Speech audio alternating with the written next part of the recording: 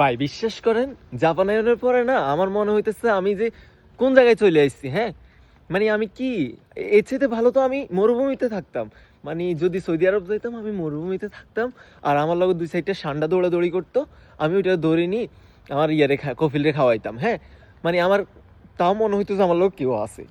And আমি Japan আইছি দেখেন রাতে 10টা বাজে, এখন কেউ নাই। এটা যদি দিনের 10টা হইতো না, তাও সেম অবস্থা। হ্যাঁ, আমার আশেপাশে কেউ নাই। এমন একটা জায়গায় আয়া পড়ছি, এমন মনে হইতেছে যে মানে কি কোন জায়গায় চলে এসেছি আমার। এর চেয়ে যদি আমি অ্যামাজন জঙ্গলেও থাকতাম, আমার লগে দুই একটা সাপ থাকতো, বিচ্ছু থাকতো, মানে আমার ফিলিংসটা সেই হইতো। এখন মানে ঘরেতে বাইরে হইলে আমার লগের কেউ নেই, আমি একলা। আর যদি বাসায় যাই, হ্যাঁ আমার বাসায় এক দুজন ভাই আছে, ওনাদের সাথে আমার দেখা হয়, কথা হয়, মানে ভালো।